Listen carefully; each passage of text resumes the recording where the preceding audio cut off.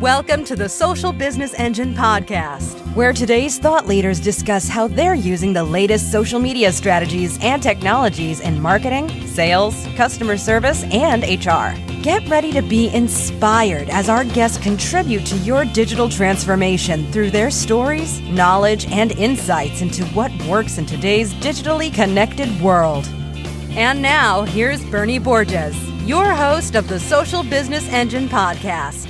Hey there, welcome to episode 217. This is Bernie Borges, CMO of Vengreso and host of the Social Business Engine podcast. Hey, thanks for listening. You know, every so often I like to mix things up a bit, and this is one of those times. So my guest on this episode is Kurt Shaver. Kurt is co-founder and chief sales officer at Vengreso. Now, as one of my partners at Vengreso, I've got the benefit of seeing Kurt in action on a daily basis. So I thought it was about time that I shared him with you. Now, on this episode, Kurt explains the 4 pillars of the modern seller.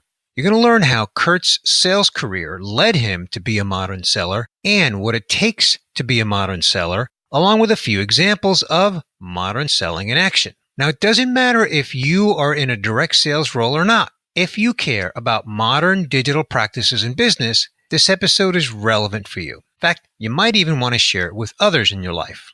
Now, this episode is brought to you by me and Kurt at Vengreso. I'm going to share a special message during the outro message, which is at the end, for anyone who wants to know if their sales team is a modern selling team. So be sure to listen to the end of this episode for details on that.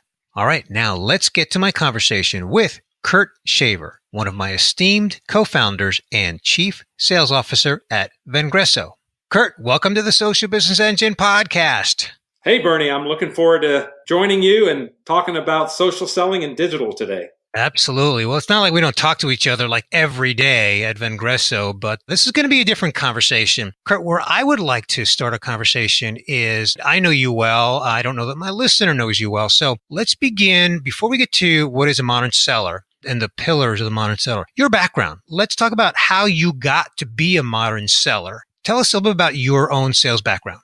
Sure. Yeah. So I've been in sales for a long time, 30 plus year career in sales of from starting as a sales guy to a sales manager to ending up as a VP of sales for a global software company. And then 10 years ago, went out on my own, started a sales training company, which later turned into Vengreso a year ago as we all formed together. And, along my career, I would say the thing that maybe is the common thread is I was always first to jump into some different technology. Like in the mid 80s, like I was the first sales guy in my company to go out and buy their own computer, right, to start running their territory. And in the mid 90s, I was like one of the first guys to get email and start using email and really pushing my company that we had to get one of these things called a website going and actually pushing to turn it into a product, into some of the things that we sold. And then in the mid 2000s, I was one of the early people jumping onto LinkedIn. I lived in Silicon Valley at the time, so obviously that's where it started and kind of really got going. So I got into the LinkedIn thing 2005.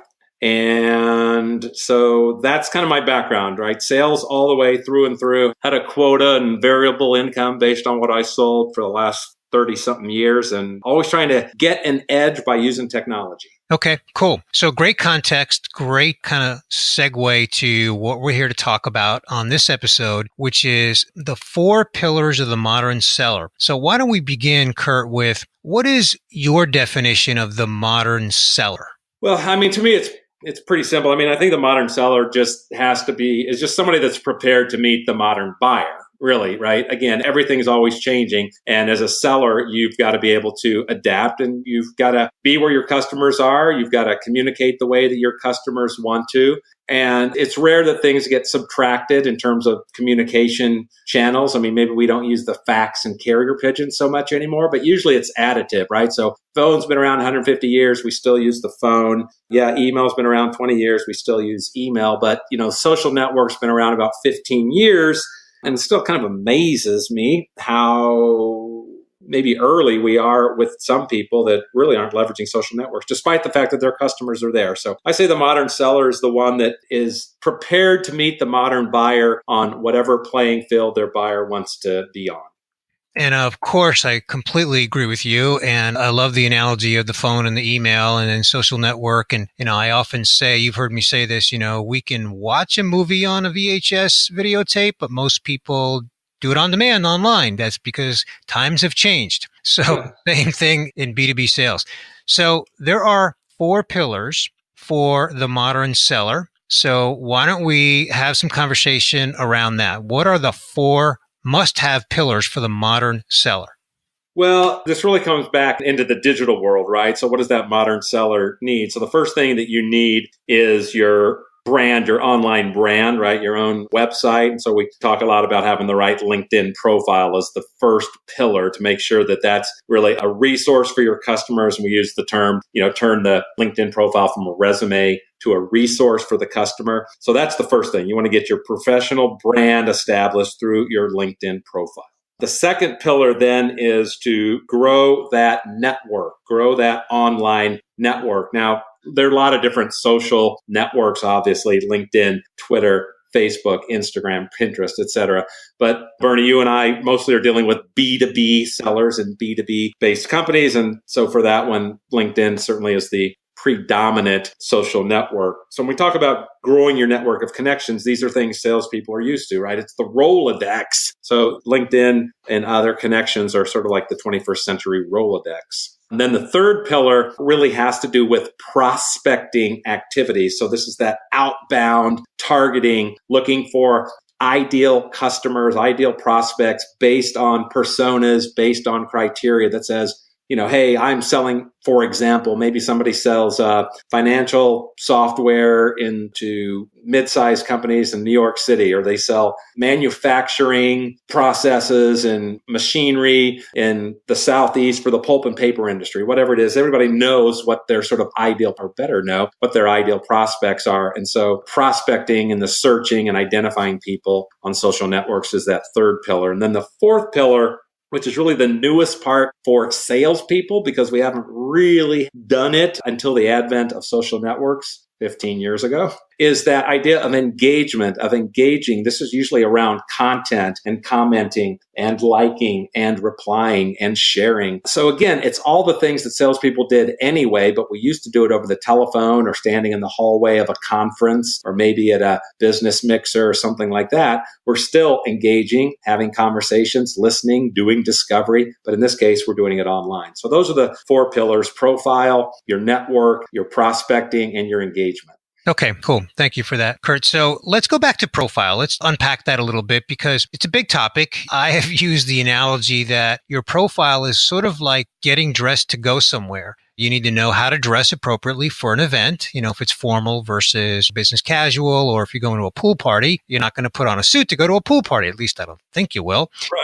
So in terms of people who really are looking at their profile currently, how can someone assess whether or not they've really transformed their LinkedIn profile from that resume to a resource? What are the elements that they need to be considering? So on a big picture basis, again, you want to be looking at it through the eyes of who you're trying to attract. So if you're tired of your job and you're trying to get a new employer, then obviously, you want it to look like a resume. But if you're trying to get new prospects, which most people are in the role of sellers are in the role of trying to win new prospects, then again, you have to turn that into a website. It needs to be a resource. So rather than talking about President's Club or the fact you're a master negotiator, you want to talk just like your company would on the website. You want to talk about what are the challenges your customers have. Who are your customers? First off, who are they, and what are their challenges or their pains or their issues, and how do you solve them? So again, you have to really put on the hat of a marketer and think of that LinkedIn profile like a website and say, who am I trying to attract? What types of things are they interested in? How can I demonstrate credibility that I can solve these types of issues for my customers? And you want to do that not only through text, but you also want to do it through media, through infographics, through images, through videos, and all those things you can use on your profile to really make it an attractive resource for prospects. I love the analogy of it should be like a website because your LinkedIn profile really is like your professional website. So love that. And of course, we talk about that all the time. What about networking? You used the Rolodex metaphor. grow your network on LinkedIn. It's the 21st century Rolodex. Why don't you expand on that concept a little bit, Kurt?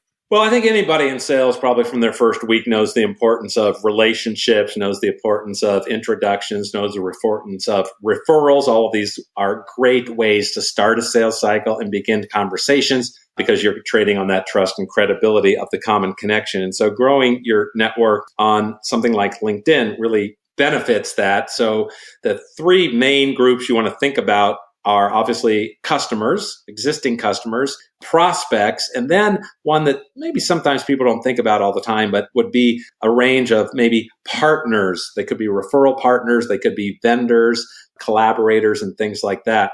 So I'll give you two specific examples of where growing the right LinkedIn network really comes into play. And these are from a couple of our top industries that we serve. One of them is the high-tech industry, which is what I grew up in, and Bernie, you did too. One of the big changes from when we were selling tech, when we started out, Bernie, is that 20, even 10 years ago, tech was bought by tech, meaning tech solutions were bought by the IT department. Well, that was really before, SaaS and mobile apps and everything else just made tech so daggone easy. And a result of that is that oftentimes maybe a business unit leader will just go out and buy something without even checking with their IT department about security or compatibility or something, because all they got to do is swipe a credit card and put 50 people, in the Northeast on this SaaS app, and they're off and running before the CIO even knows about it. And the result of that is if you're selling tech, most people really have to expand their network beyond the traditional IT connections that they've had, and they've got to branch out of that to other business unit leaders if they want to make sure that they don't get aced out by the competition.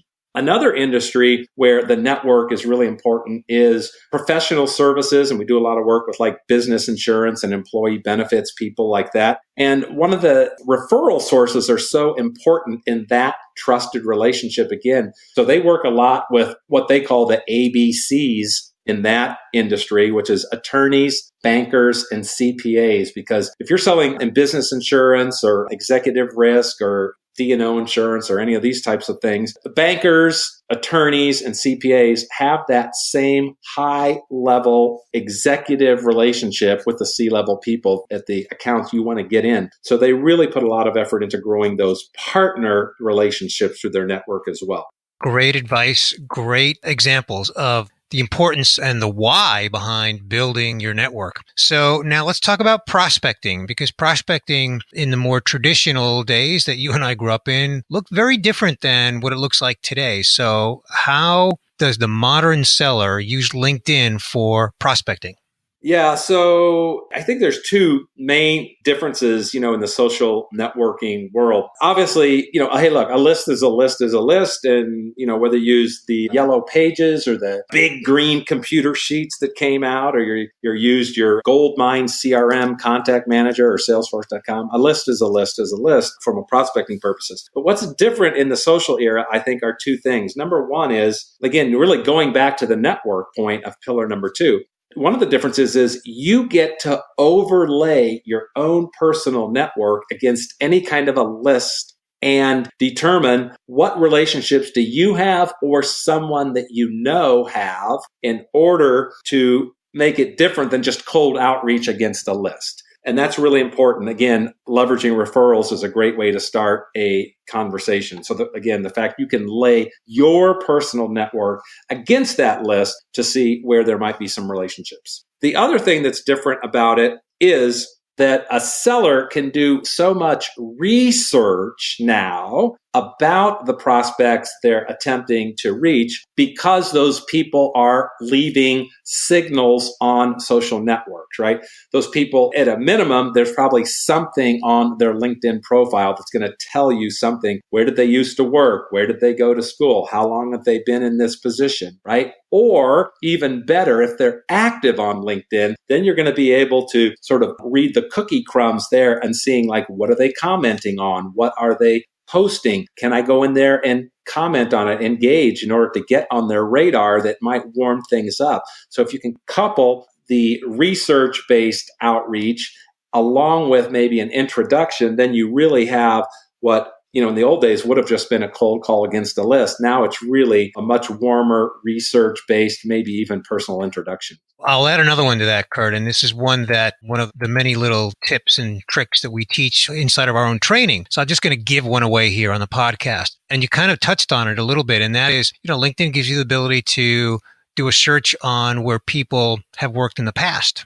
And so sometimes finding people that used to work at a company that is a target company of yours can give you the opportunity to maybe get some insight from those people, because they might be willing to share some of those insights about people they work with over there or things they know about that company and that kind of thing. So just another one that I would add to that. And, so many different ways that people can prospect on LinkedIn, being a modern seller. And as you said at the top of this episode, meeting the needs of the modern buyer. So great tips on that. Let's talk about engaging, the fourth pillar. And I would argue it's hard to say it's the most important one, because if you don't have a great profile, then no matter how good you are building your network, prospecting and engaging, your profile can work against you. But engaging is really where a lot of magic can happen. So why don't you kind of give some of that magic away here on how the modern seller engages on LinkedIn?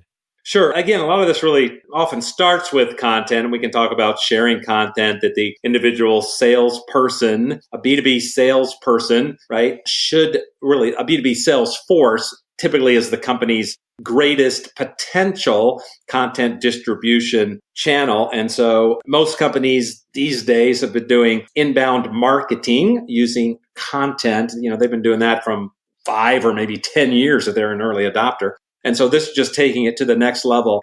Bernie, you and I see all the time how companies, we go look at their LinkedIn company page maybe, and they might have like 10,000 followers on that LinkedIn company page, for example. And then we go look and see that they've got 1,000 salespeople. Well, those 1,000 salespeople might have 1,000 connections each, right? So if that's the case, in aggregate, they've got like 1 million connections on sales. And so they might have like a 10 or 100 more bigger reach through the aggregate of the salespeople than they might have on the LinkedIn company page. And so getting people to share content is important. It's also really important to understand you don't want to just be a company propaganda parrot sending out only company information. It needs to be a mix of company information, industry information, and in a lot of cases, even general business news, so that they're providing kind of a wide spectrum and being seen as an industry resource, not just as a company shill. That's just sharing content. The other thing that is really the kind of culmination of the skills, or the final part of the sophistication, is understanding commenting and going back into threads to actually engage with the people, to weigh in with your expertise, to maybe gain some attention from people. So it's not just the sharing information, but it's actually going in. You might be commenting on somebody else's share. You might be jumping back into your own thread. But again, if we unravel all this mystery around online stuff, it's just having a conversation. Isn't that salespeople's jobs? Getting involved in conversations with potential prospects about things that your company is an expert in. I mean, that was kind of the same as when I started in sales 35 years ago. It's just now we can do it over a computer. Exactly. Or your cell phone, or both. Yeah. Or my watch. Yeah. All right, Kurt, we've covered the 4 pillars of the modern seller. Why don't you share a couple of examples of, 1 or 2 people that you can think of? You don't have to name names. Examples of the modern seller in action. Sure. Yeah. Let's start with the first pillar. This is like probably the easiest thing in the world to do. So this is an example. One of the things that we say is that your LinkedIn headline, which is the thing that goes right underneath your name on LinkedIn, right? That should have a customer-oriented benefit. It should call out who your customers are and how you help them.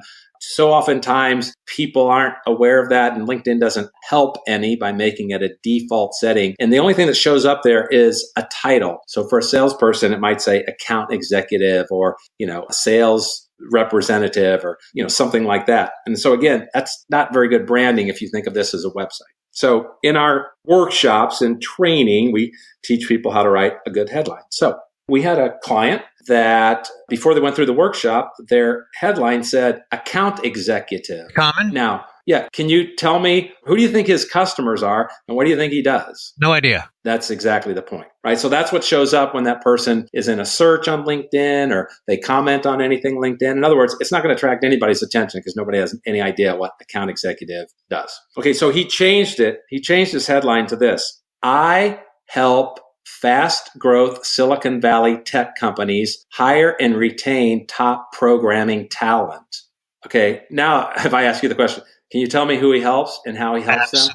Hey, listen, I think everybody, even outside of Silicon Valley, is probably aware that tech is exploding. It is very hard, very, very, very hard to attract top programming talent and keep them in Silicon Valley. So when the VP of HR at a fast growth tech company saw that headline on LinkedIn, she reached out to this person. This was an inbound inquiry from the prospect to this recruiting and staffing salesperson, all because of their re-engineered headline, which took them 10 minutes to rewrite. 2 months later, they had a 6-figure retainer contract for providing programming talent to this company. And it all started with a 10-minute exercise to re-engineer his LinkedIn headline and turn it from that resume into a resource. So 6-figure deal out of a 10-minute exercise, that's pretty good ROI, wouldn't you say? Love that example, Kurt. Now, 10-minute exercise, but he had to start with the why do it, and then understand the how before taking the 10 minutes to do it. So,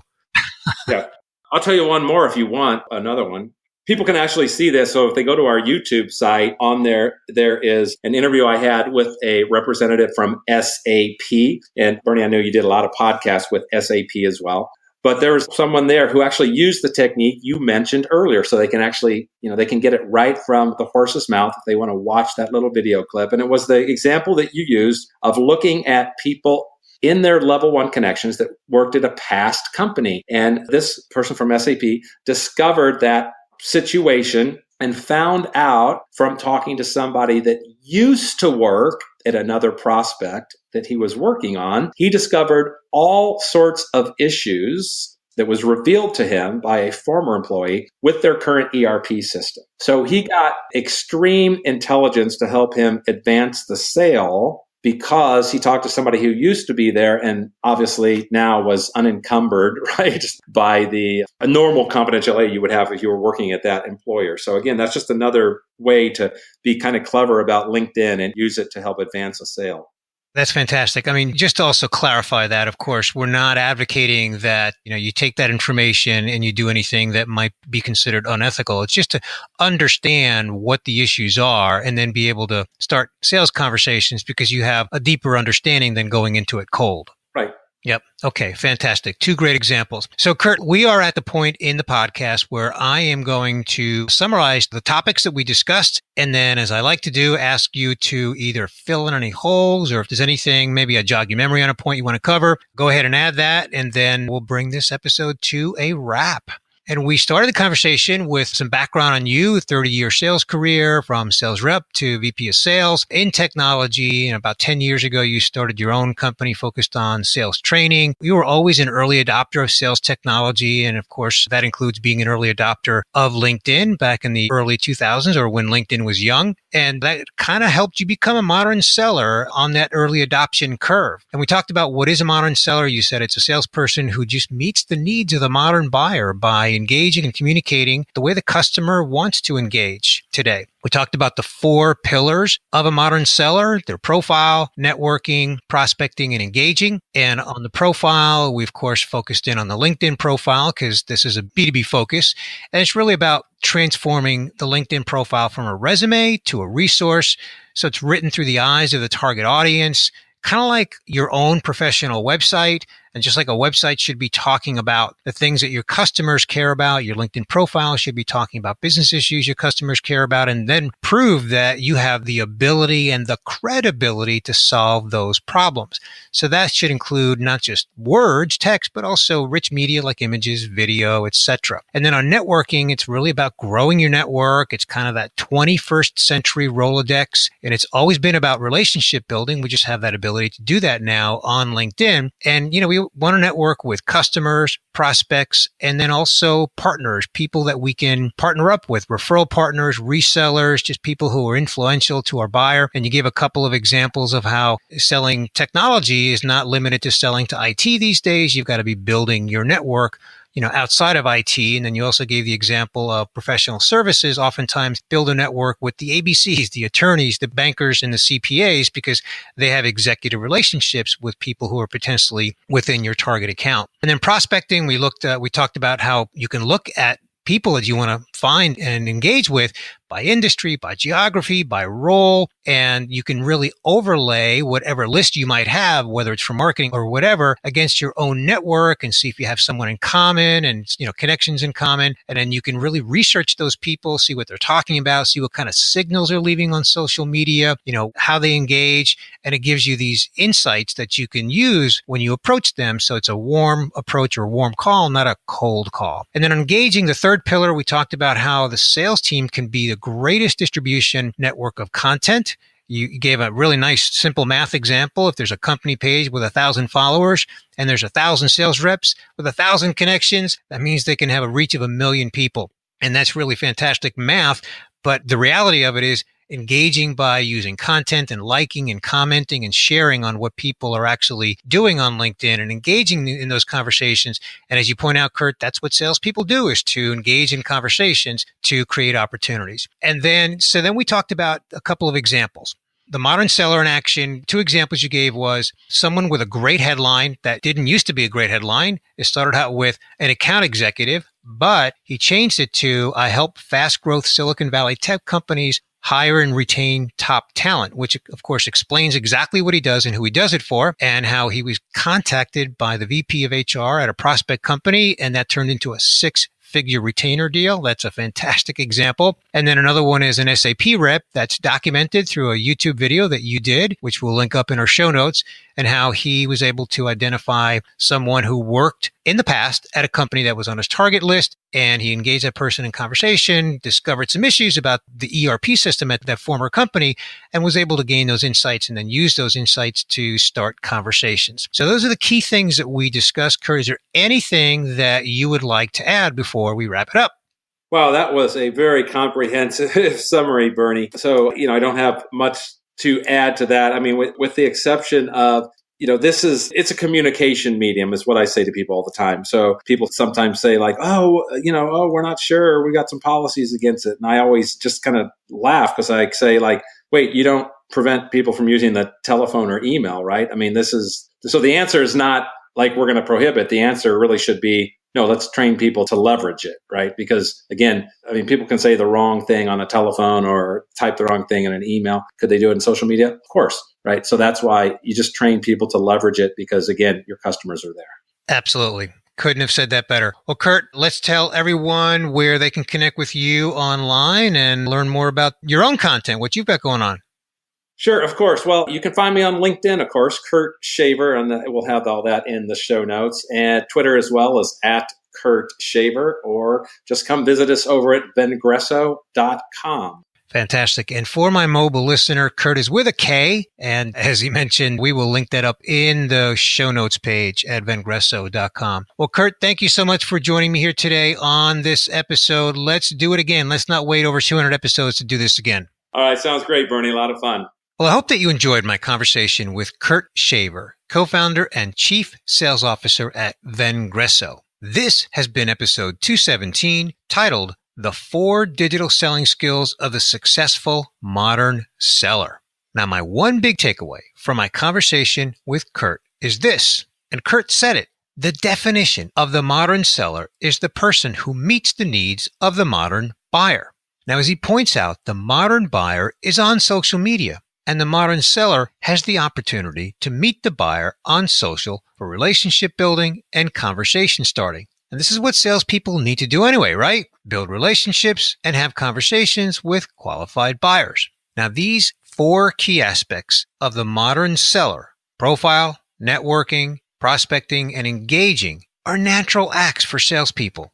All we're talking about is providing a modern communication channel for these activities. It's that simple. Now, remember, in the introduction, I mentioned that I'd share something for anyone who's interested to learn if their salespeople are modern sellers. This is a question that many sales leaders are asking, and the answer is not always obvious to the sales leader. So Vengreso has surveyed over 100 companies' sales teams to assess their digital selling skills. We've developed a digital selling benchmark assessment. We offer it at no cost for sales leaders with at least 25 salespeople. Now, it's a simple survey that we provide to the sales leader. It's a 10-question, multiple-choice survey, and it takes less than 2 minutes to complete. We collect the answers, create a report, and then present the findings to the sponsoring sales leader.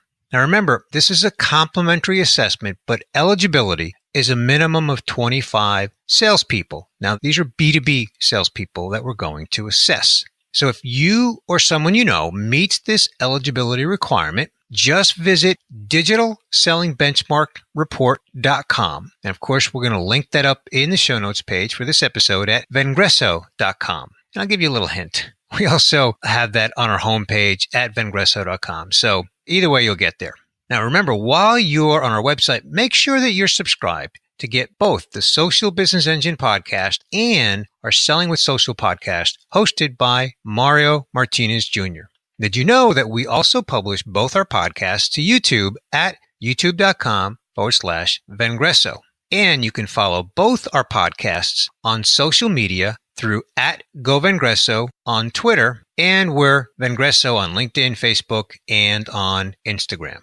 Well, hey, that is a wrap for episode 217. I want to thank my guest once again, Kurt Shaver, co-founder and chief sales officer at Vengreso. This is Bernie Borges, CMO of Vengreso, signing off for now and wishing you continued success on your social business journey. Thank you for listening to the Social Business Engine podcast. Be sure to tune in again next week to reconnect with Bernie Borges for more insights, inspiration, and practical advice on social business. Visit socialbusinessengine.com to catch even more content on social strategy that will rock your business and your career.